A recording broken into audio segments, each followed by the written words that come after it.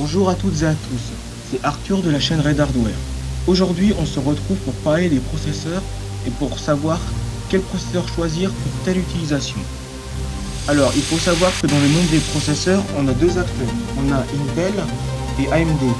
Intel est plus branché pour le gaming et AMD est plus branché pour le multitâche. Même si vous pouvez faire du gaming avec des processeurs de chez AMD et vous pouvez faire du multitâche avec les processeurs d'Intel. Alors tout d'abord, je vais parler de Intel. Alors chez Intel, nous avons plusieurs gammes de processeurs, différentes utilisations. Alors je ne vais pas parler des Celeron et des Pentium qui pour moi ne valent pas forcément le coup, mais je vais parler de la gamme i de chez Intel. Donc pour commencer, nous avons la gamme i3, qui sont des processeurs d'entrée de gamme. Ça ne veut pas dire qu'ils sont forcément pourris. Alors les processeurs Core i3 sont intéressants parce qu'ils coûtent très peu cher et ils consomment très peu d'électricité. Ensuite, ce sont des processeurs qui correspondront plutôt à de l'usage bureautique et à de l'usage de tâches basiques, donc tout ce qui est traitement de texte, etc. Alors, ensuite, on va passer au Core i5. Alors, le Core i5 est un processeur de moyenne gamme. Il conviendra, comme le Core i3, à faire des tâches très basiques et à faire du traitement de texte. Mais avec celui-ci, vous pouvez commencer à faire du jeu vidéo, mais vous pouvez aussi faire un petit peu de multitâche, même si c'est pas recommandé. Vous pourrez faire par exemple vous pouvez faire du montage et ensuite faire du jeu vidéo. Mais je ne vous conseille pas de faire et du montage et du jeu vidéo en même temps. Ce qui conviendra plutôt au Core i7.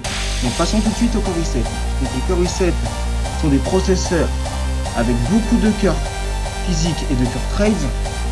Ils conviendront à un usage bureautique très poussé, à des traitements de texte comme les Core i3 et du jeu vidéo comme les Core i5.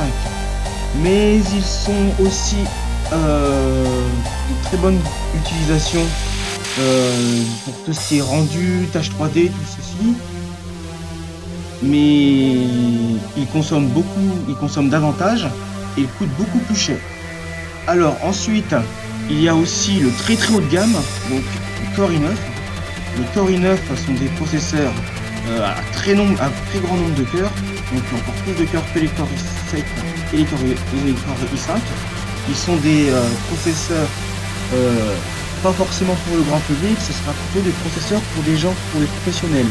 Donc tout ce qui est virtualisation, les tâches 3D, donc tout ce qui est rendu. On est déjà fini pour la gamme de Intel. Je vais parler des Xeon très rapidement. Les Xeon sont des processeurs plutôt optimisés pour le serveur, même si vous pouvez les utiliser pour faire des traitements graphiques 3D. Voilà, on est fini pour la gamme de Intel. Ensuite, je vais passer à la gamme d'AMD. Donc, je vais parler essentiellement de la gamme Ryzen. Je vais pas parler des attentes, tout ça, tout ce qui est fixe. Donc, tout d'abord, nous avons le Ryzen 3. Alors, nous avons le Ryzen 3 qui est un processeur qui peut servir à faire de la bureautique, à faire du traitement de texte, avec lequel vous pouvez commencer à faire du jeu vidéo, même si je ne vous conseille pas de faire du jeu vidéo avec un Ryzen 3, puisqu'il n'y a que 4 cœurs dessus, et il n'y a que 4 cœurs physiques et 4 cœurs trade. Donc je ne vous conseille pas forcément de commencer faire du jeu vidéo avec ceci. Il conviendra plus avec le Ryzen 5. Donc le Ryzen 5, on va y passer tout de suite. Donc les Ryzen 5 sont des processeurs de moyenne gamme aussi de chez Ryzen. Ce sont des processeurs qui sont plutôt destinés à des joueurs ou à des gens voulant faire du multimédia, donc voulant faire du rendu 3D. Avec ces processeurs là, vous pouvez faire et du rendu 3D et du montage vidéo et du jeu vidéo en même temps, bien sûr. Mais je vous conseille plutôt de prendre un Ryzen 7 si vous voulez faire tout ce qui est multitâche et en même temps jouer. Même si ce sera possible avec un Ryzen 5, je vous rappelle. Les Ryzen 5, donc les Ryzen 7, pardon, excusez-moi.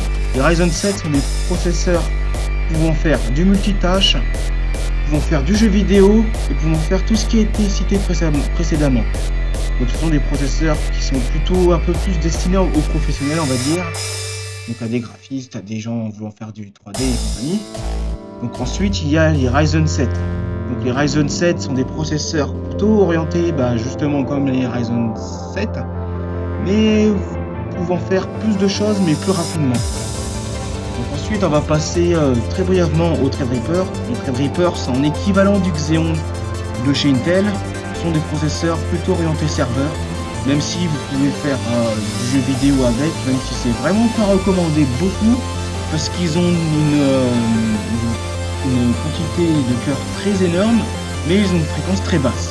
Donc voilà. Donc c'en est déjà fini pour cette vidéo. Je vous invite à liker, à vous abonner et à me rejoindre sur YouTube.